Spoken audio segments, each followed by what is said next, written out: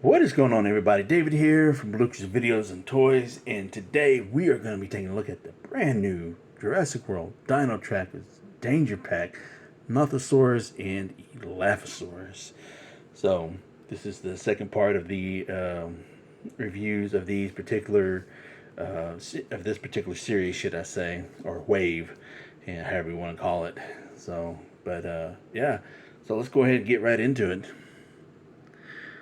Alright, first up is we have the Nothosaurus, and this is pretty much based off of the Camp Cretaceous, and very happy that we have this because I think it's one of the few species that we're missing from that show to add to our collection, or Jurassic World Camp Cretaceous collection, and so very happy to have this.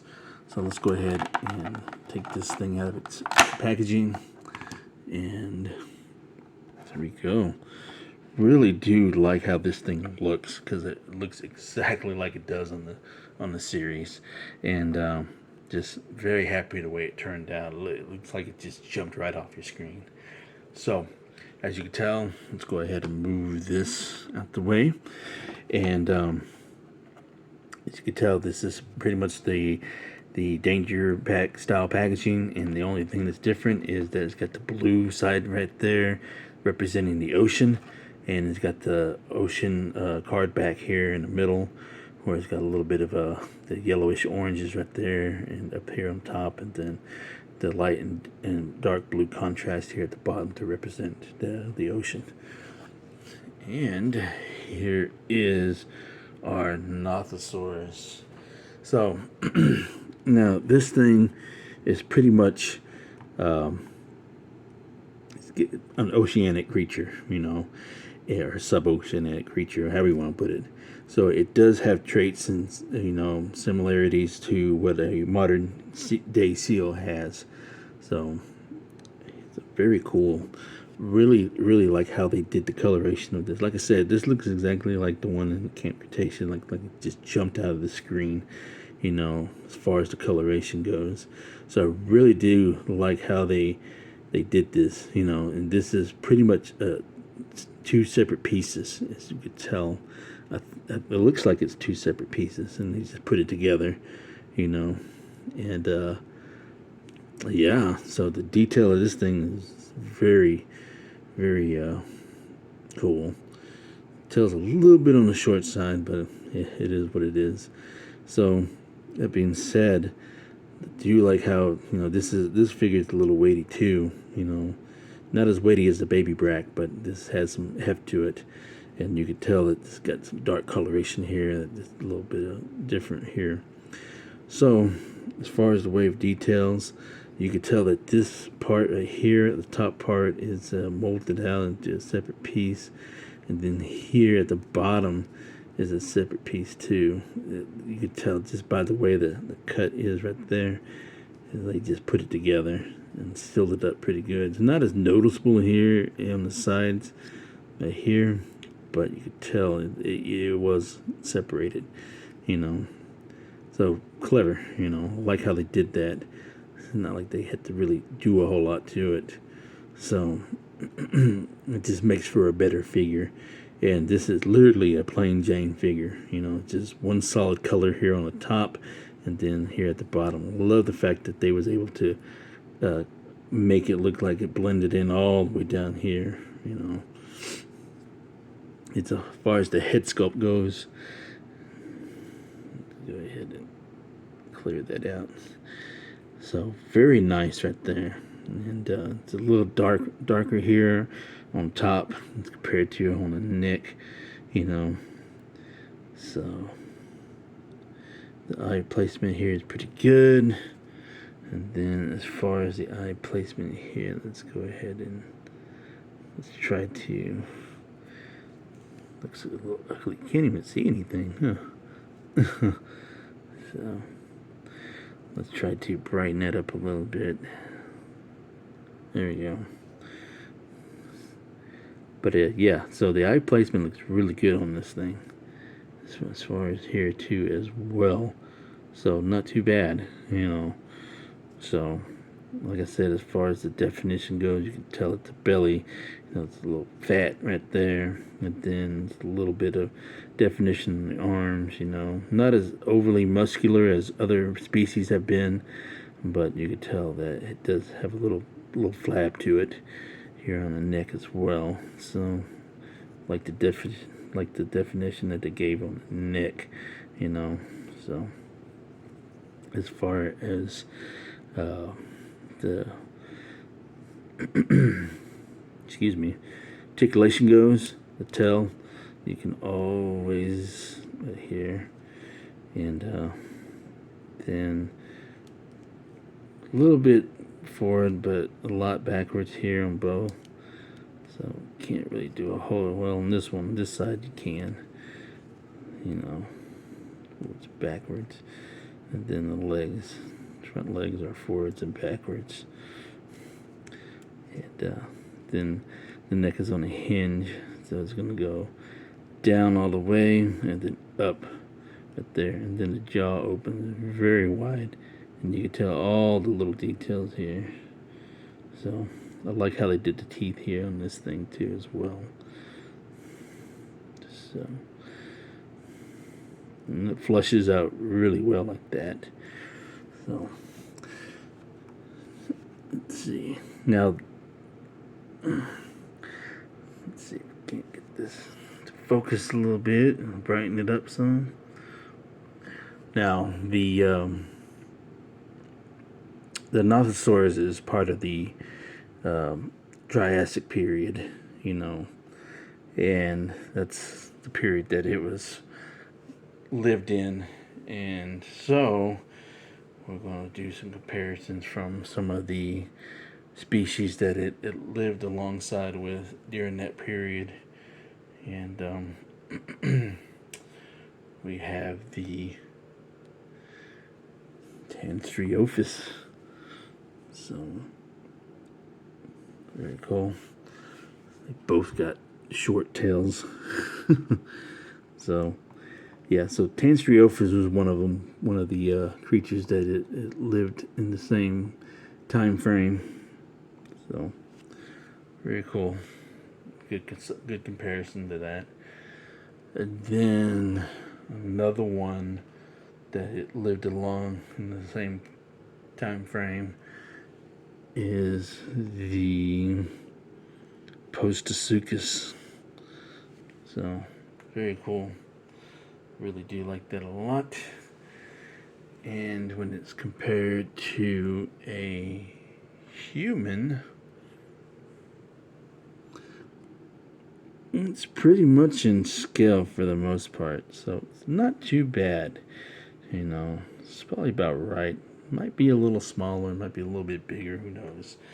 But it does size up pretty well next to a human, so really digging that a lot. So let me know in the comments below what you think of this Nothosaurus. I think it's a really cool particular species. So, alright, let's go on to the next one. Alright, last but not least is the Elaphrosaurus. Now, this is a totally brand new species that I never even heard of until Mattel announced that it was releasing this particular species. So I don't even know anything about this thing except for just a little bit of research that I did on it. So it's a very interesting species, to say the least. Let's go ahead and take it out of its packaging. Let that nice popping sound. So there you have it. There is the Elaphrosaurus out of its packaging, and let's go ahead and take a look at its card back. So as you can tell, this is the forest one. So it comes with the forest style background. And here in the card back, you have like the trees and the rocks, and then you got the waterfall there in the background, along the sides, the little river there. So very cool. Really digging that a lot. So I like the little forest background that it gave it. Right.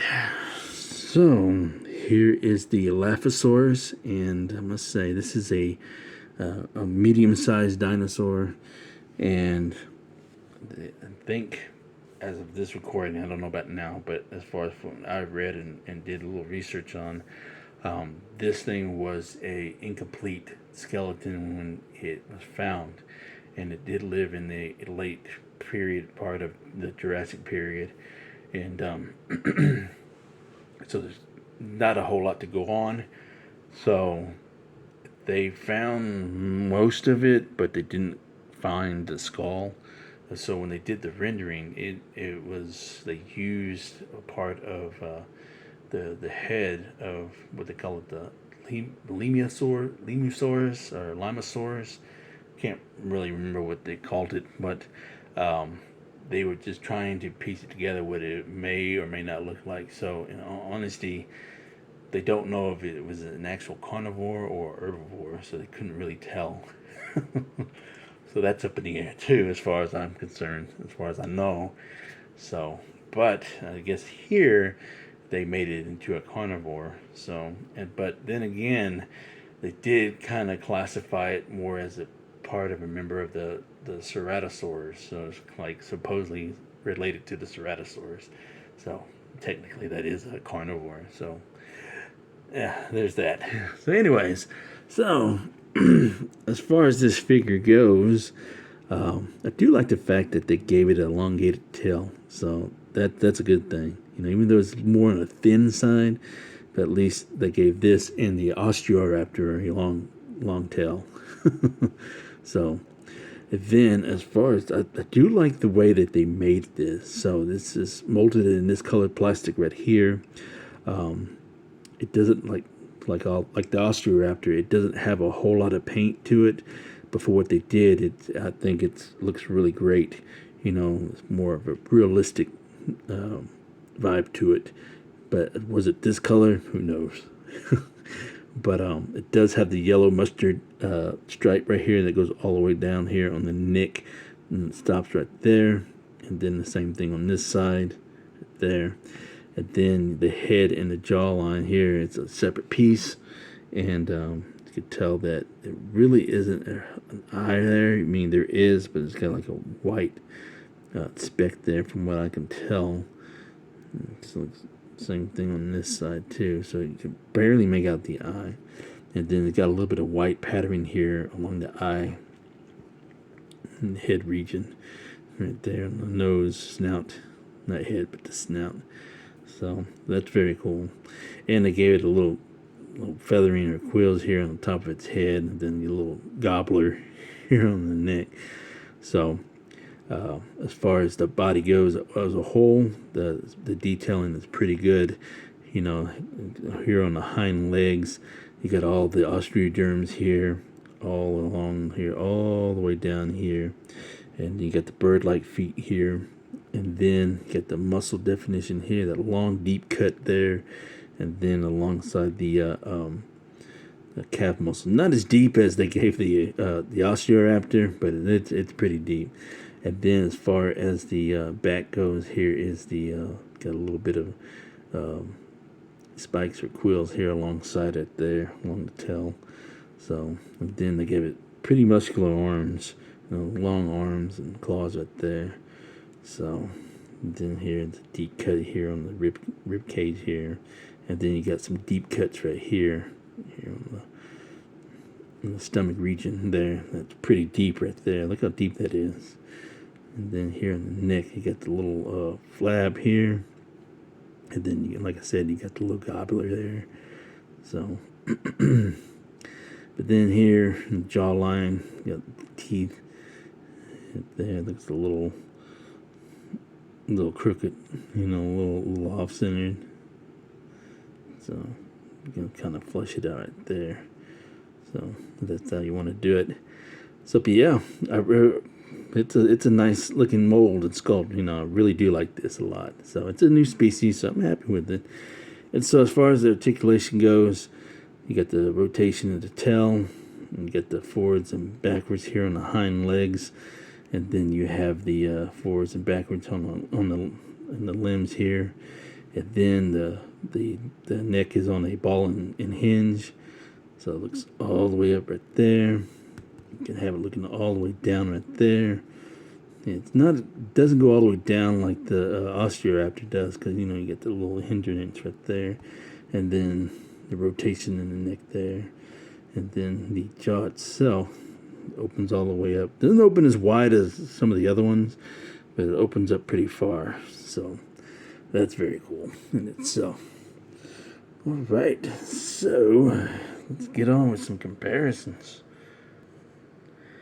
Okay, so like I said, this lives in the Jurassic period, and like I also mentioned that they did classify it as a member of the Ceratosaurid family. So we have the Ceratosaur next to it, and so I guess that's where it lived alongside with. And so then the next comparison is also the Kentrosaurus. So it also lived in the same period as the Kentrosaurus. And then as far as a human comparison goes, here it is. And so that's pretty much on par with how big it is in real life, you know. So they said it was a medium size as far as what that goes. I don't know what I'm trying to say there. But anyways, but yeah, that is the Elaphrosaurus. So let's go ahead and bring out the Nothosaurus here, and go ahead and give y'all a scan code right there, so that way y'all can have that to add to your collection. So for those who wants to collect those, and then there is the Nothosaurus right there. You gotta do is just pause the video so you can grab it. So let's go ahead and bring out its counterparts right there. So this is wave 1 of the danger packs. So very nice lineup right there. And there you have it. That is the Elaphrosaurus and the Nothosaurus. So I hope y'all enjoyed this review as much as I did filming it. Let me know in the comments below what you think of this, what you think of the comparisons and whatnot. And don't forget, words to wisdom. Buy what you love and not what you like, because if you buy what you like, you will always end up getting rid of it. And I will catch y'all later.